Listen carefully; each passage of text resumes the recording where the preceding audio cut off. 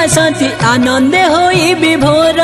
पल्ली उछुलु थाए हरि बोला पड़ु थाए पल्ली उछुलु थाए हरि बोला पड़ु थाए मागो केते देवा देवी आसती तो पल्ली नाची नाची भगत तुहार माँ नाची नाची भगत तुहार।